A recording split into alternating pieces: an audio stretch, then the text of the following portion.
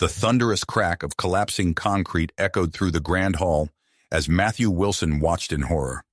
Only moments ago, he'd been savoring a rare steak at the diplomatic summit on Zephyria. Now, chaos reigned. The earthquake had struck without warning, reducing the ornate building to a death trap of twisted metal and crumbling stone. Frantic cries filled the air as diplomats from Earth and the vegetarian Draconis race scrambled for safety. Matthew's eyes darted across the room, assessing the situation with the sharp instincts of a trained crisis negotiator. That's when he saw her, a young Draconis female pinned beneath a fallen pillar, her scaled skin glistening with fear-induced sweat. "Help! Someone! Please!" she cried out, her voice barely audible above the cacophony of destruction. Matthew's gaze swept over the other Draconis delegates. Their elongated faces were masks of panic, but none moved to assist their trapped compatriot. He knew their non-violent nature and cultural aversion to physical contact often paralyzed them in dangerous situations. But this was life or death. Without hesitation, Matthew surged forward. His muscular frame, honed by years of physical training and a protein-rich diet, easily navigated the treacherous terrain of debris. He reached the trapped Draconis in seconds, ignoring the shocked gasps from both human and alien onlookers. "I'm here to help," he said, locking eyes with the frightened alien. "What's your name?"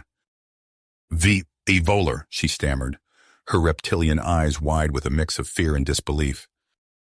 Matthew nodded, then braced himself against the pillar.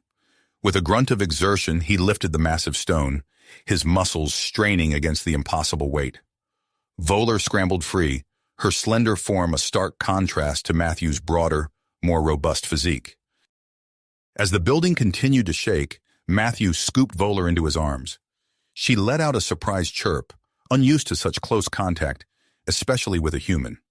He felt her tense, then gradually relax as he navigated them through the collapsing structure.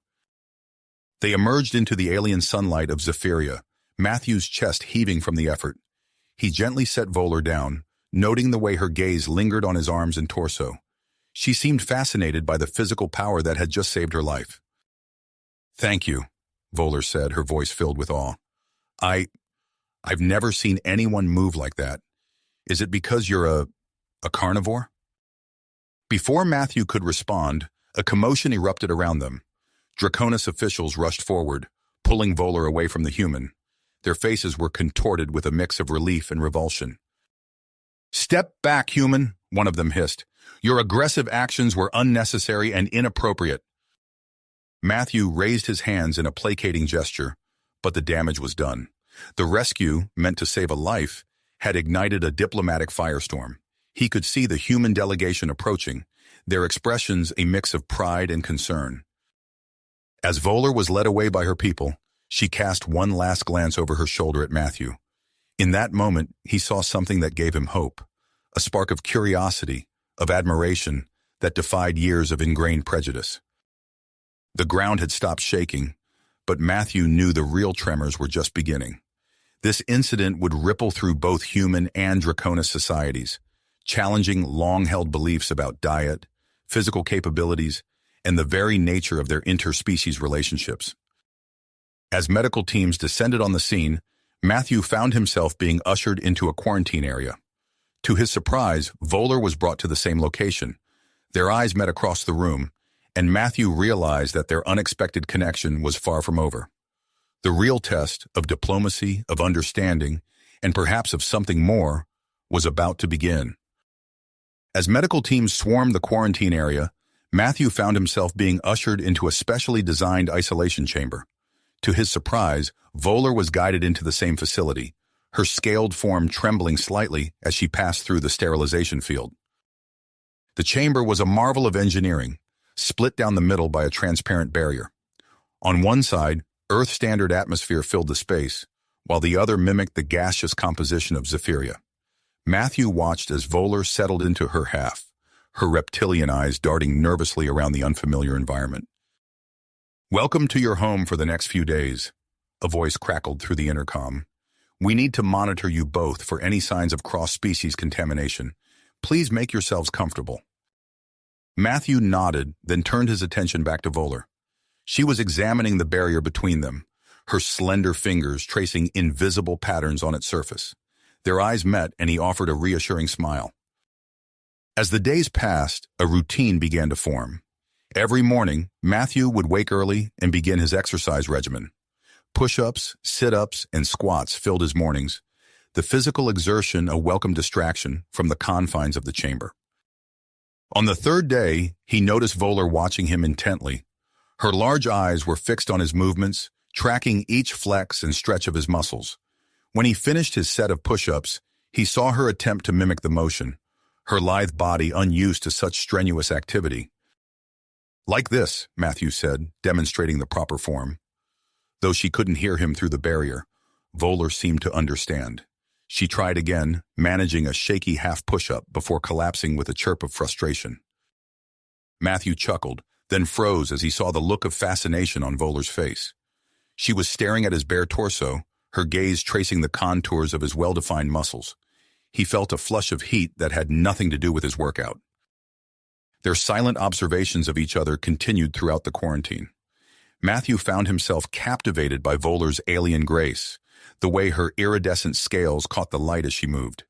He noticed the elegant curve of her neck, the depth of her eyes that seemed to hold ancient wisdom. Communication between them was limited but evolving. They began using simple drawings on the barrier, stick figures and basic shapes conveying ideas where words failed. Matthew drew a picture of himself lifting weights, then pointed to his biceps. Voller responded with a drawing of a brain, tapping her head with a proud smile. Their cultural exchange took an unexpected turn during mealtimes. When Matthew's food arrived through a special compartment, Voller's reaction was a mix of horror and intrigue. The sight of him biting into a juicy steak made her recoil, but she couldn't look away. Matthew, for his part, tried to be discreet, but the limited space made it impossible to hide his carnivorous diet. On the 7th day of their quarantine, disaster struck. Matthew was midway through his morning routine when he heard a strangled gasp from Voller's side of the chamber. He turned to see her clutching at her throat, her scales taking on a sickly pale hue. "Help!" Matthew shouted, pounding on the barrier. "Something's wrong with Voller." Alarms blared as medical staff rushed to the chamber. Through the observation window, Matthew could see Draconis doctors arguing with their human counterparts, gesticulating wildly at displays showing Voller's vital signs. "It's an allergic reaction to a compound in the air filtration system." A human doctor's voice came through the intercom. "We need to administer the antidote immediately." Matthew watched in disbelief as the Draconis medical team hesitated, their non-interventionist principles warring with the urgency of the situation. Voller's breathing grew more labored, her eyes rolling back in her head.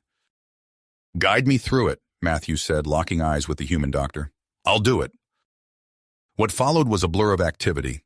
Following the doctor's instructions, Matthew used a small laser tool to cut through the barrier. He grabbed the antidote injector and approached Voller, who was now barely conscious. "I'm sorry," he whispered, then plunged the injector into her scaled arm. For a moment, nothing happened. Then Voller gasped, her eyes flying open as color returned to her scales. She looked up at Matthew, confusion, and something else. Gratitude, admiration, shining in her gaze. The chamber erupted into chaos. Draconis officials demanded Matthew's immediate removal, while human diplomats defended his actions. Through it all, Matthew stayed by Voller's side, watching as she slowly regained her strength. As the debate raged on outside their quarantine chamber, Matthew felt Voller's hand brush against his. He looked down to see her tracing a simple shape on his palm. A heart. The gesture was unmistakable, transcending the barriers of language and species. Matthew felt a surge of emotion, realizing that their time in quarantine had forged a connection deeper than he could have imagined. But as Voller's touch lingered, Matthew knew that their challenges were nowhere near the end. The diplomatic firestorm sparked by his actions would have far-reaching consequences, and the growing bond between them, whatever it was, would face scrutiny from both their societies. As if sensing his thoughts, Voller squeezed his hand. Her eyes met his, conveying a mix of fear and tenacity. Whatever came next, they would face it together. The intercom crackled to life, interrupting the moment. "Attention, quarantine subjects. Due to recent events, your isolation period has been extended indefinitely. Additionally, upon your release, you will be required to participate in a public forum addressing the incidents that have occurred. Matthew and Voller exchanged glances. The real test of their newfound connection was about to begin, played out on an interstellar stage. The intercom's announcement hung in the air, its implications sinking in as Matthew and Voller exchanged worried glances. Their time in quarantine had forged an unexpected bond, but now they faced a new challenge, defending their actions on an interstellar stage. Days passed in a blur of preparation and nervous anticipation. Finally, the morning of the public forum arrived. Matthew stood before a mirror in his quarters, adjusting the crisp lines of his formal diplomatic uniform. The fabric felt stiff and confining after weeks in quarantine attire.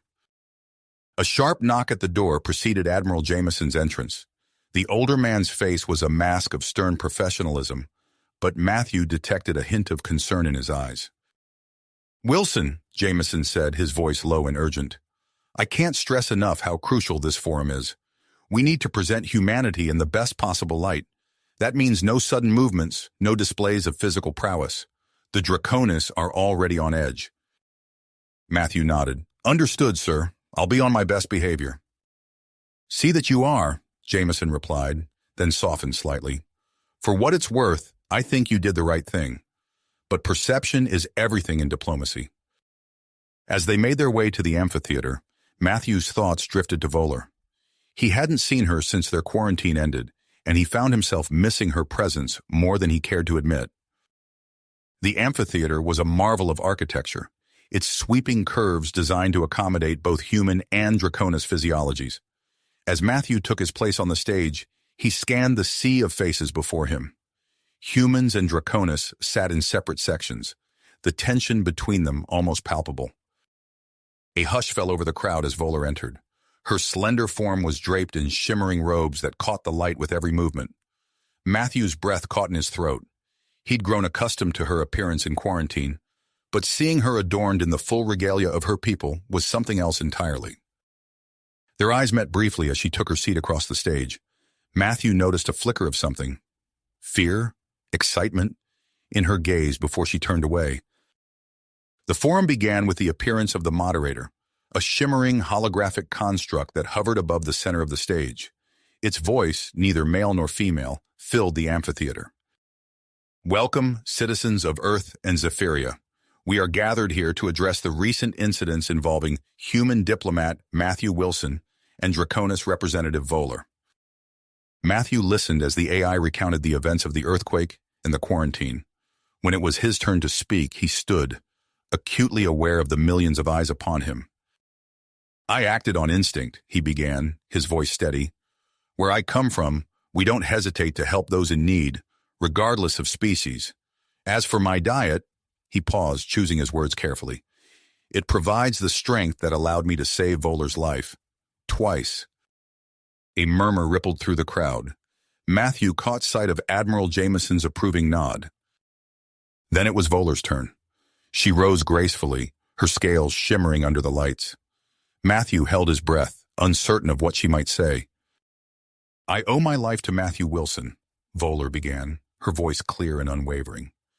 "His actions have led me to question certain aspects of our culture. Perhaps there is value in physical intervention when lives are at stake." The reaction was immediate and intense. The Draconis section erupted in hisses and chirps of outrage. An elderly Draconis, his scales faded with age, leapt to his feet. "This is an outrage," he bellowed. "Voller has been corrupted by human influence. She must be removed from the diplomatic corps immediately." Chaos descended upon the amphitheater. Humans and Draconis alike were on their feet, shouting and gesticulating. Matthew tensed, sensing the situation spiraling out of control. Suddenly, a group of Draconis broke through the security line, charging towards the stage. Their eyes were fixed on Matthew, filled with a mixture of fear and hatred. Matthew's combat training kicked in. He sidestepped the first attacker, using the alien's momentum to send him sprawling. Another lunged at him, but Matthew ducked and executed a perfect leg sweep, sending the Draconis crashing to the ground. Out of the corner of his eye, Matthew saw Voller rushing towards him. For a moment, he feared she too had turned against him. Then he felt her at his back, her voice ringing out with surprising authority. "Aim for the base of their tails," she shouted. "It's a nerve cluster." Matthew didn't hesitate. As another attacker approached, he delivered a precise strike to the indicated area. The Draconis collapsed, his limbs twitching uncontrollably. Human security forces, led by a stern-faced woman Matthew assumed was Captain Sarah Parker, swarmed the stage. They moved with practiced efficiency, subduing the remaining attackers with non-lethal weaponry. As quickly as it had begun, the attack was over. Matthew stood in the center of the stage, his chest heaving. Voller was at his side, her eyes wide with a mixture of fear and exhilaration. "We need to get you two out of here," Captain Parker said, ushering them towards a secure exit. As they were led to a safe room, Matthew couldn't help but notice the way Vollar's hand brushed against his. Her scales felt warm, almost feverish to the touch. Once inside, Voller turned to him, her eyes searching his face. "I've never felt like this before," she said, her voice trembling slightly. "My heart is racing, my scales feel too tight. Is this how humans feel after danger?" Matthew nodded, a little taken aback by her directness. "It's adrenaline," he explained. "It's normal after a situation like that." Volar moved closer, her eyes never leaving his. "Tell me, Matthew," she said, her voice low. "How do humans connect after experiences like this? How do you express the emotions I'm feeling?" Matthew swallowed hard, suddenly very aware of how close she was. "Well," he began, struggling to find the right words. "It's complicated." Before he could continue, the door burst open. Admiral Jameson and the elderly Draconis who had spoken out against Voller entered, their faces grim. "The forum will reconvene tomorrow," Jameson announced. "You two need to present a united front. The future of our species' relations depends on it." As the door closed behind them, Matthew and Voller exchanged glances. The challenges they faced were just the beginning, but in that moment, they both knew they wouldn't face them alone. Alone. The tension in the room was palpable as Matthew and Voller exchanged glances, acutely aware of the weight of responsibility on their shoulders. Their moment of quiet reflection was short-lived.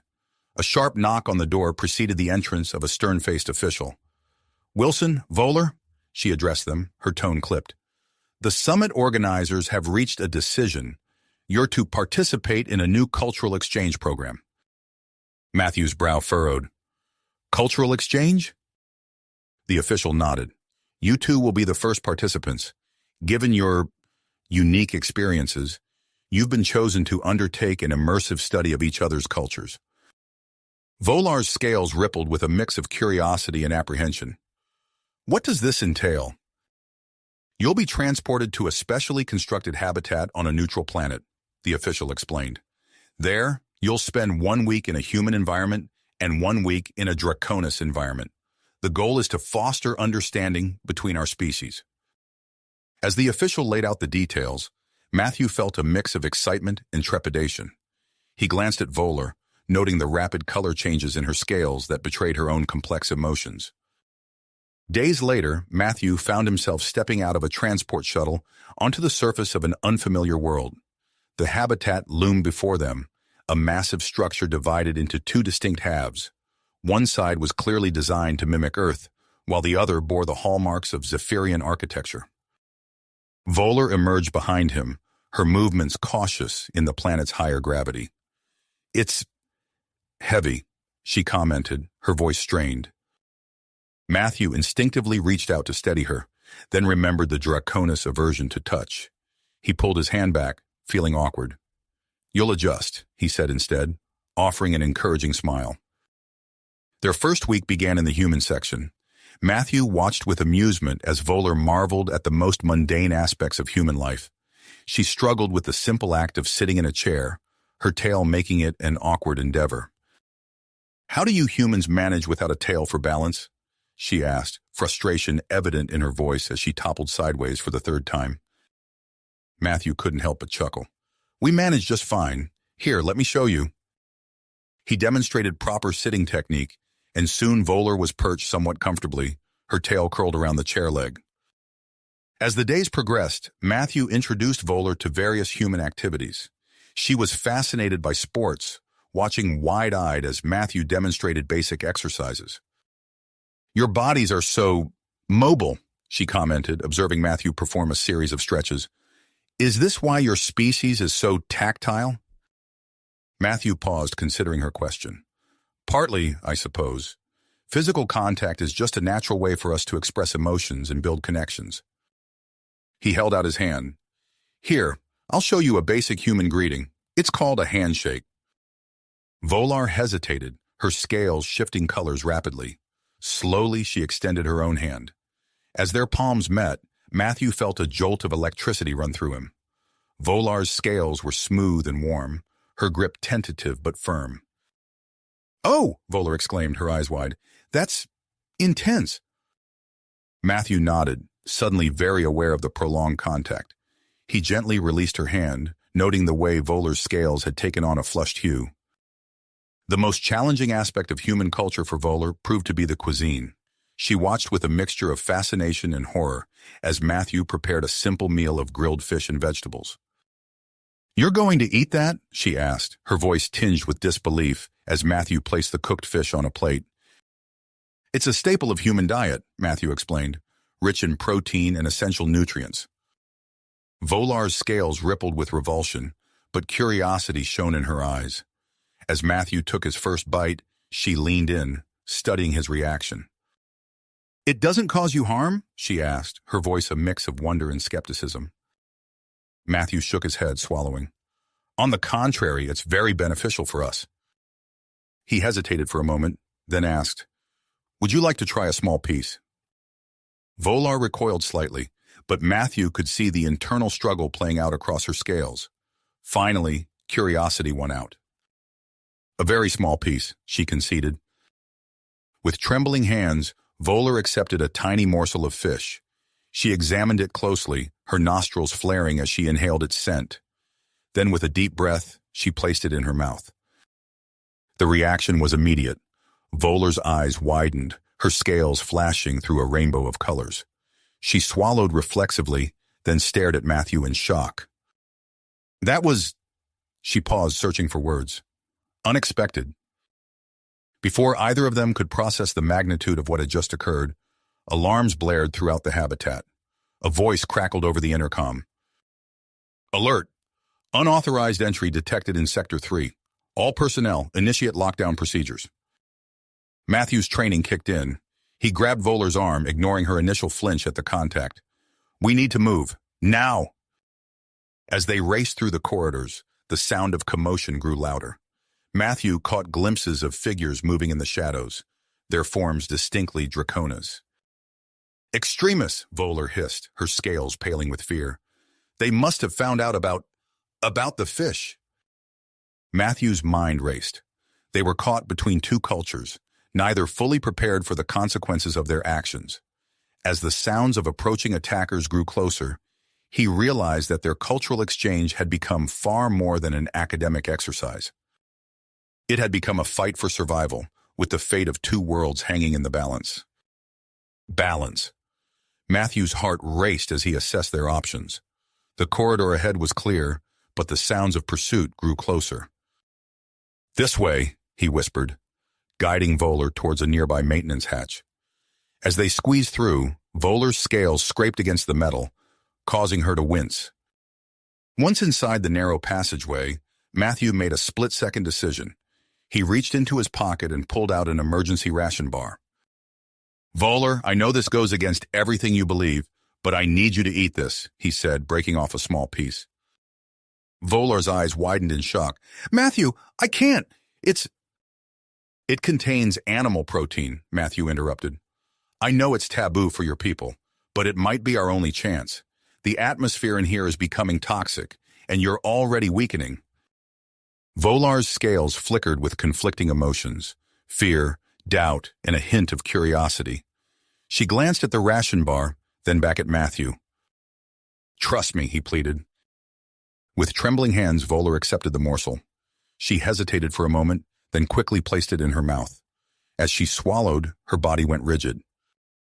Matthew watched in amazement as Volar's iridescent scales began to pulse with newfound energy. Her breathing, which had been labored moments ago, steadied.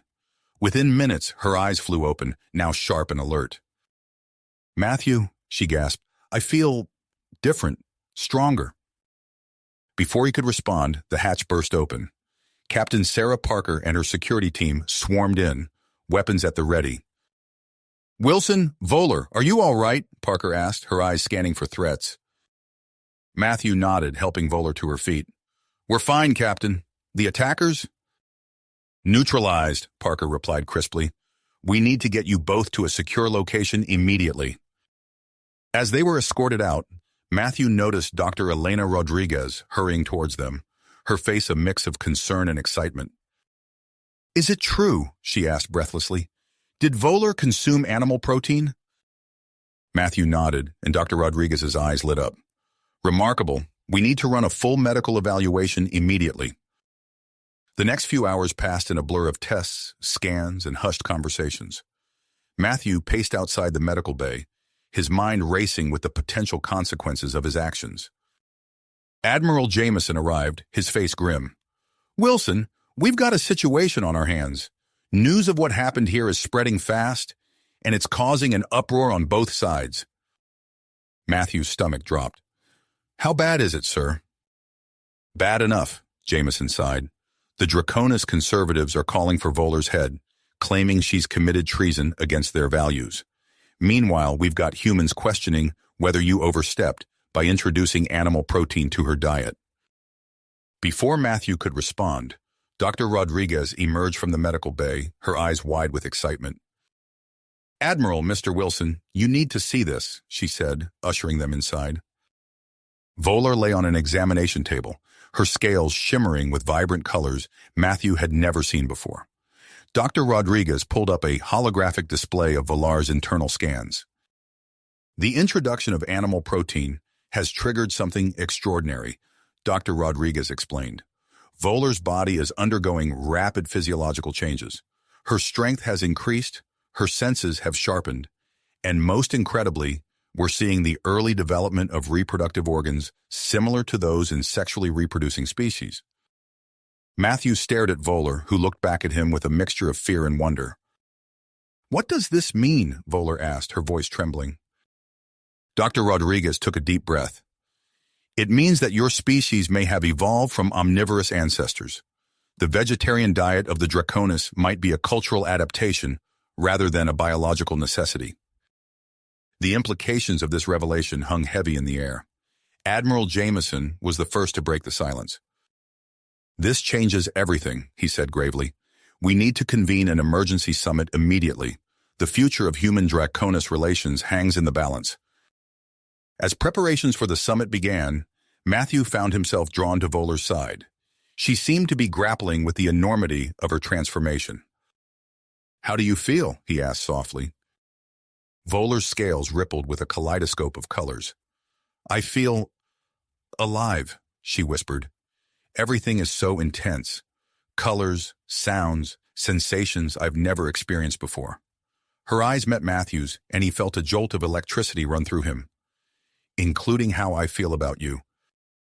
Matthew swallowed hard, acutely aware of the growing tension between them. Before he could respond, an alarm blared through the facility. "Attention all personnel," a voice announced. "Due to rising tensions, all human and Draconis delegates are being evacuated to a neutral space station. Diplomat Wilson and Representative Volar are to report to Docking Bay 3 immediately." As they hurried through the corridors, Matthew caught glimpses of the chaos unfolding around them. Screens displayed news reports of protests erupting across human and Draconis worlds. He saw images of Elder Zix rallying conservative Draconis, his voice thundering about the need to preserve their way of life. In contrast, another screen showed a group of young Draconis calling themselves the Evolutionaries, advocating for dietary freedom and closer relations with humans. As they boarded the transport ship, Matthew realized that their simple cultural exchange had evolved into something far more complex and far-reaching. The fate of two species now rested on the outcome of the upcoming summit and on the profound changes occurring within Volar herself. The ship's engines hummed to life, carrying them towards an uncertain future. Matthew felt Volar's hand brush against his, her touch sending a shiver down his spine. Whatever challenges lay ahead, he knew they would face them together. Together, no matter the challenges. The transport ship docked smoothly at the neutral space station, its sleek form a stark contrast to the bustling activity within. As Matthew and Volar disembarked, they were immediately swept into a whirlwind of activity. The station's corridors teemed with a mix of humans and dracones, their voices a cacophony of urgency and tension. Admiral Jameson met them at the entrance to the main conference hall. "Wilson, Volar, Dr. Rodriguez is waiting for you in the preparation room. We need to go over your testimonies before the summit begins." As they followed the Admiral, Matthew couldn't help but notice the stares and whispers that followed them. Volar's vibrant scales, now shimmering with newfound energy, drew particular attention. In the preparation room, Dr. Rodriguez greeted them with a mix of excitement and apprehension. "I've compiled all our data on Volar's physiological changes," she said, gesturing to a holographic display. "The implications are, well, they're revolutionary." Matthew watched as Volar studied the images of her own internal scans, her eyes wide with a mixture of fascination and fear. "Is this really me?" she whispered, her scales rippling with emotion. Before Dr. Rodriguez could respond, the door burst open. Elder Zix stormed in, his scales a dark, angry red. "This is an abomination," he hissed, pointing an accusing claw at Volar. "You have betrayed our people, our way of life." Admiral Jameson stepped between them. "Elder Zix, this is not the time or place. The summit will begin shortly, and we will address all concerns there." As Elder Zix was ushered out, Matthew placed a reassuring hand on Volar's shoulder. She leaned into his touch, her scales warm against his skin. The summit began with a tense atmosphere. Representatives from both species filled the grand hall, their faces a mix of curiosity, fear, and hostility. Admiral Jameson opened the proceedings, his voice steady as he addressed the delegates. "We stand at a crossroads," he began. "What we decide here today will shape the future of both our species." Elder Zix was the first to present his case. His voice boomed through the hall as he painted a dire picture of human influence on Draconis physiology.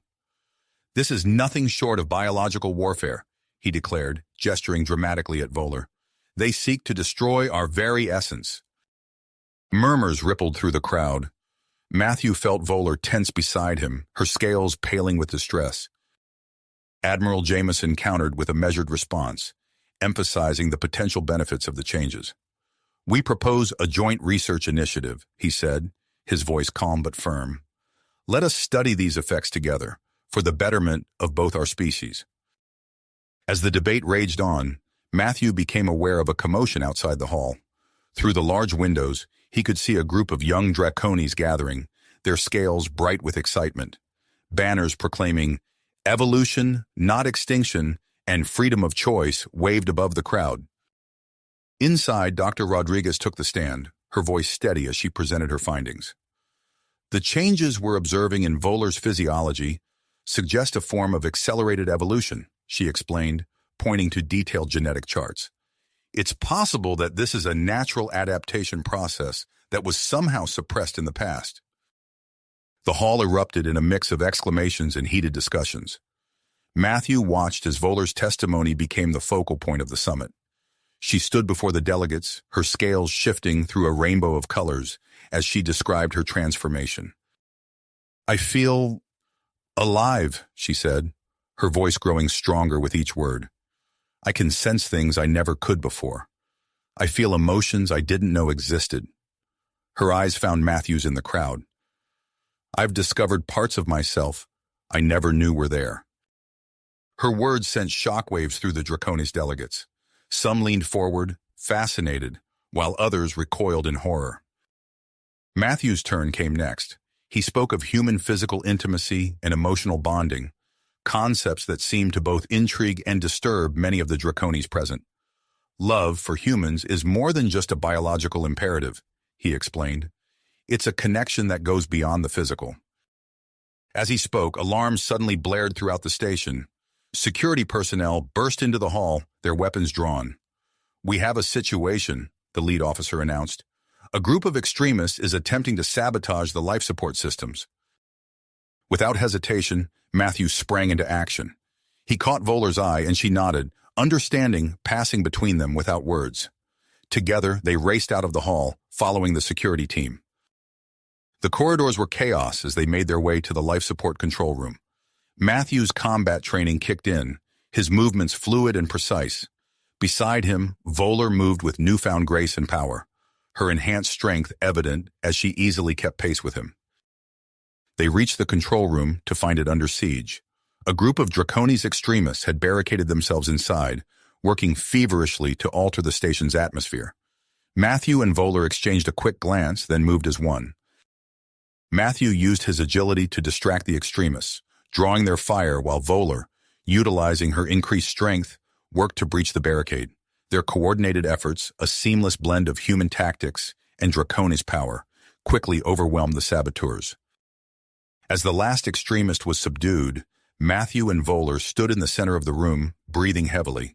Their eyes met, and Matthew felt a surge of something powerful and unfamiliar.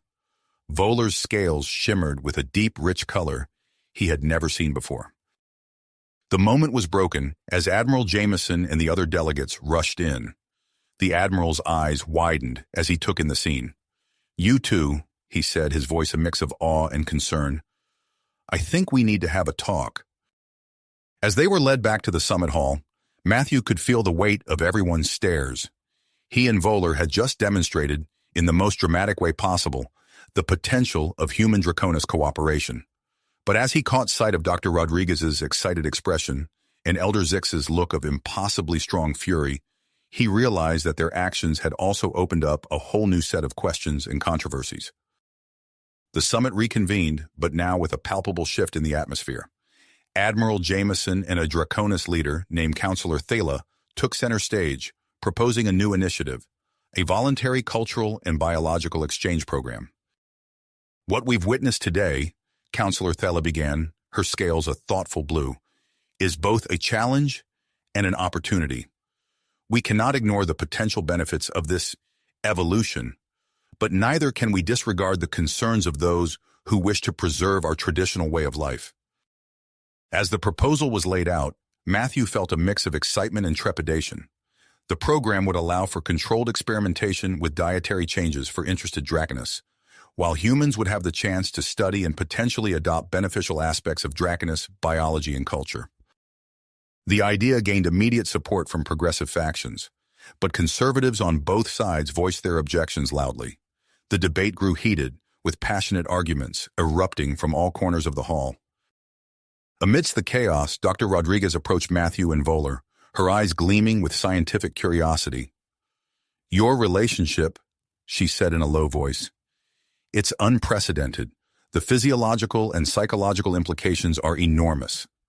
I'd like to propose a detailed study as part of the exchange program." Matthew felt Volar stiffen beside him. He realized that their growing attachment had not gone unnoticed, and now it was about to become the subject of intense scrutiny.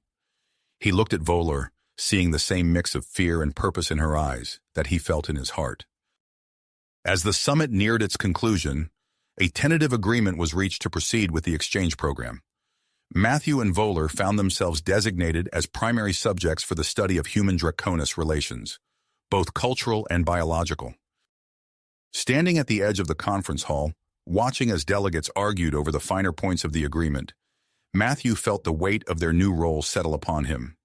He turned to Volar, taking in the iridescent shine of her scales, the depth in her eyes that hadn't been there before. "Are you ready for this?" he asked softly. Volar's scales shimmered with a complex blend of colors. "I'm not sure," she admitted, "but I know I want to understand these changes, to explore what I'm becoming."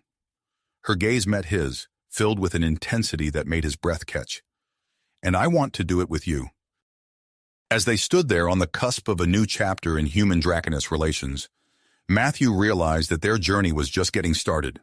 The challenges ahead were numerous and daunting, but as he felt Volar's hand slip into his, he knew that whatever came next, they would face it together.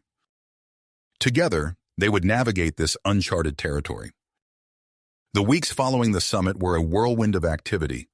Matthew and Voller found themselves relocated to a gleaming facility on a neutral planet, christened Convergence Station. As they stepped off the transport ship, Matthew marveled at the structure's sleek design, its architecture, a harmonious blend of human and Draconis aesthetics.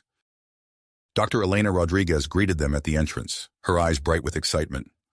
"Welcome to your new home," she said, ushering them inside. "We've designed this facility to accommodate both species comfortably. You'll find everything you need here."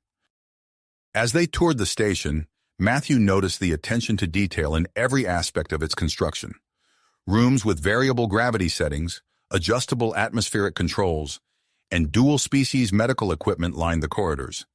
It was clear that no expense had been spared in creating this pinnacle of interspecies cooperation. Vollar's scales shimmered with a mix of curiosity and apprehension as she took in her surroundings. "It's overwhelming," she admitted, her voice low. Matthew squeezed her hand reassuringly. "We're in this together," he reminded her. Their living quarters were spacious and well-appointed, with separate areas tailored to each of their physiological needs. As they settled in, Dr. Rodriguez outlined the research program.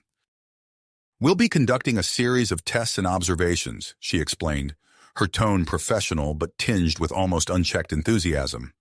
"Our primary focus will be on Voller's ongoing physiological changes and the dynamics of your relationship." The first weeks of the program were intense. Matthew and Voller underwent daily medical examinations, psychological evaluations, and a battery of tests designed to measure everything from their physical capabilities to their emotional responses. One afternoon, as Matthew waited for Voller to complete her latest round of tests, he overheard a conversation between two Draconi scientists. "The results from the dietary experiments are remarkable," one said, his scales a vibrant green of excitement. "Increased strength, enhanced sensory perception, and even the early stages of reproductive organ development." "Yes, but at what cost?" the other replied, her scales a muted blue of concern. "There are protests erupting across our colonies. Many fear we're losing our very identity." Matthew pondered their words, realizing the far-reaching implications of their work here. It wasn't just about him and Voller anymore. They were at the forefront of a potential evolutionary leap for an entire species. As the days passed, Matthew found himself growing closer to Voller in ways he hadn't anticipated. Her newfound ability to experience physical intimacy led to moments of awkward discovery and tender exploration. One evening, as they sat together in their quarters, Matthew decided to introduce her to the human concept of dating. "So, would you like to have dinner with me?" he asked, feeling unexpectedly nervous. Voller tilted her head, confused. "But we have dinner together every night." Matthew chuckled. "No, I mean, a special dinner. Just the two of us. It's called a date." Vollar's scales flushed a deep rosy pink. "Oh," she said softly, "I think I'd like that." Their date in the station's observation deck, overlooking the swirling nebula outside, was a mix of endearing awkwardness and genuine connection. As they talked and laughed, Matthew felt a warmth in his chest that had nothing to do with the wine they were sharing. However, their growing closeness didn't go unnoticed. The research team monitored their interactions closely, and Matthew often caught Dr. Rodriguez watching them with a mix of scientific curiosity and something that looked almost like envy. Weeks turned into months, and reports from across Draconis space began to filter in. The evolutionaries' movement was gaining momentum, inspired by the positive changes observed in the volunteer participants at Convergence Station. Matthew heard whispers of young Draconis secretly experimenting with omnivorous diets, leading to a burgeoning black market for human food products. Not everyone was pleased with these developments. Elder Zix's face appeared frequently on news broadcasts, his scales a dark, angry red, as he warned of the dangers of abandoning traditional Draconis values.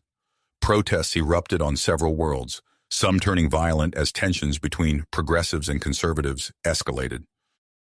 One morning, as Matthew and Voller prepared for another day of tests, Dr. Rodriguez burst into their quarters, her face alight with excitement.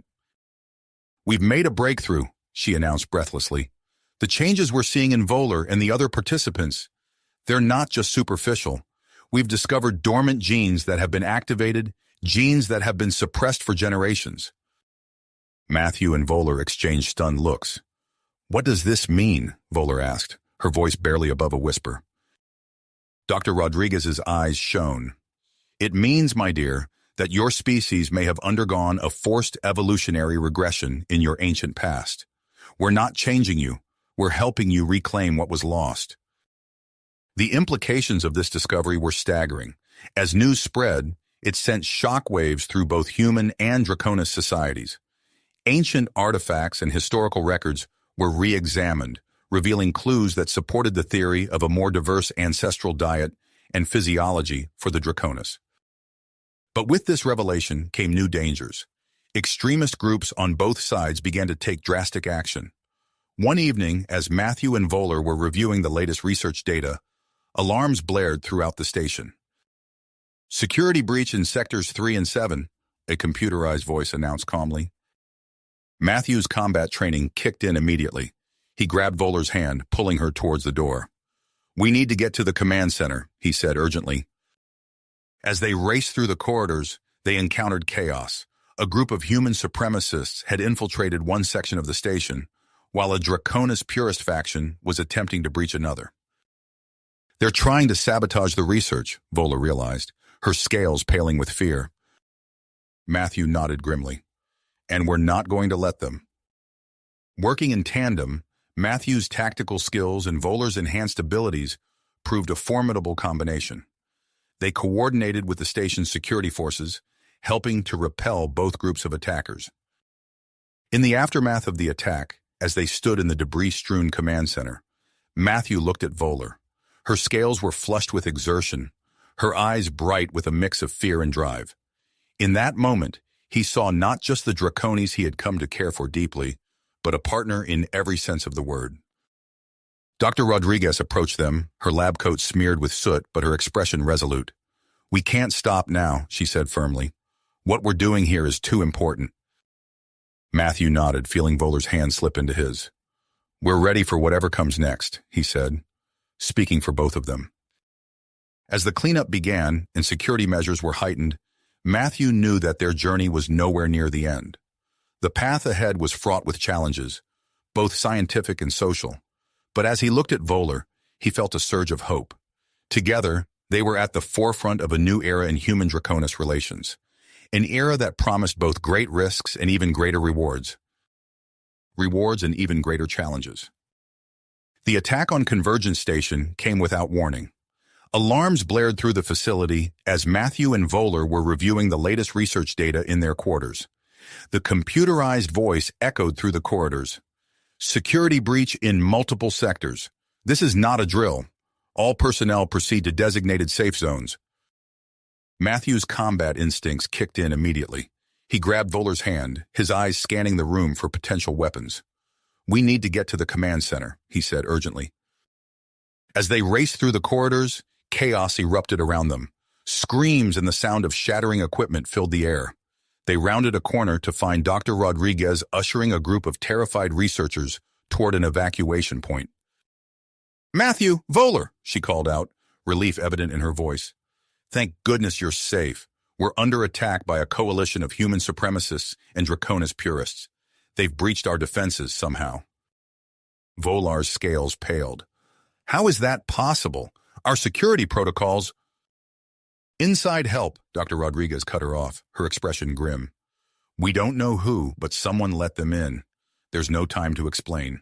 We need to evacuate now. Matthew nodded, his military training taking over. I'll lead the evacuation. Voller, use your enhanced senses to scout ahead for any hostiles. As they guided the research team through the facility, Matthew caught glimpses of the attackers. He recognized the face of Colonel Riker, a notorious human extremist, barking orders to a group of heavily armed soldiers.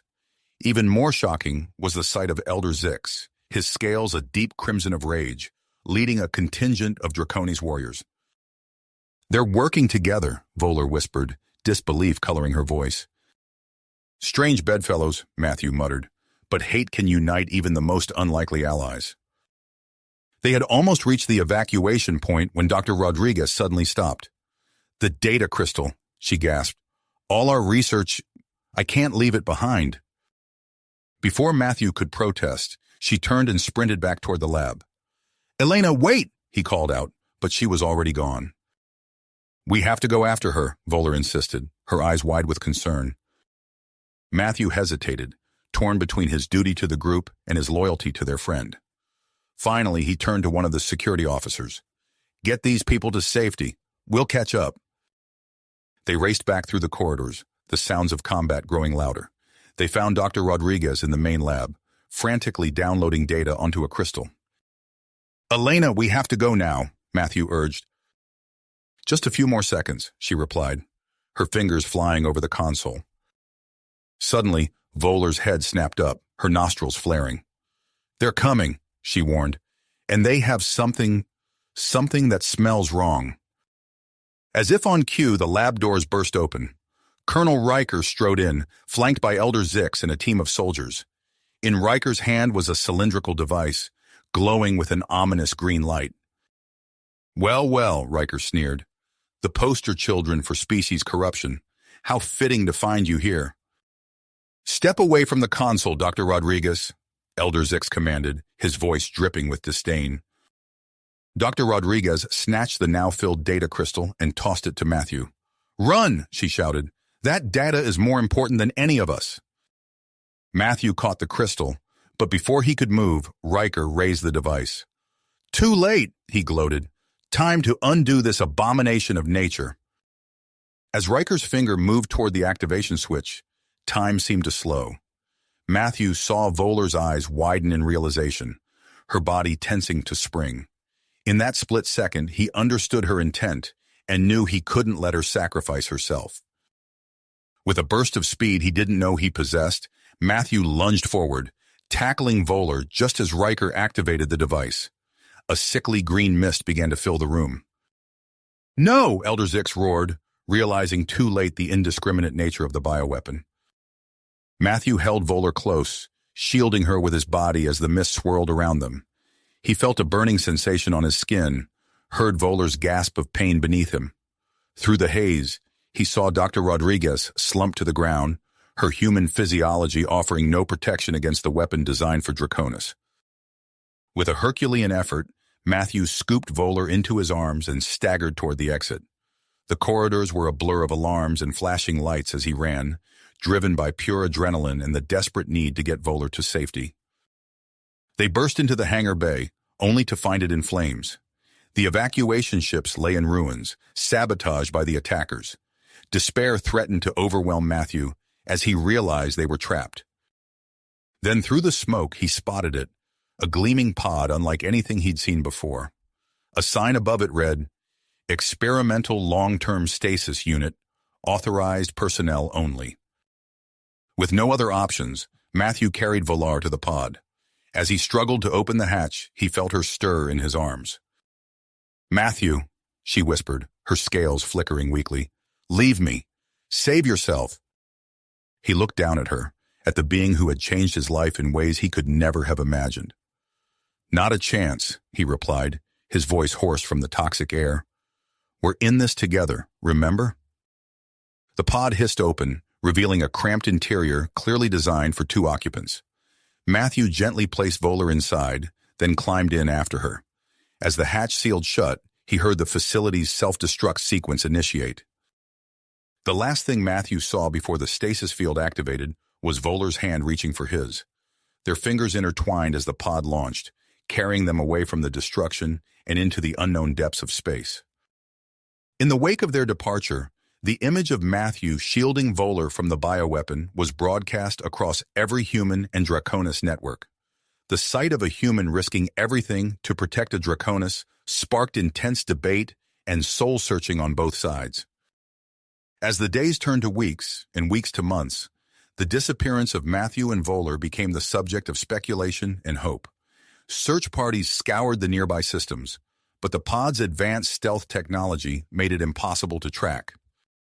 6 months after the attack on Convergence Station, on a planet previously hidden from both human and Draconis charts, A battered stasis pod broke through the atmosphere.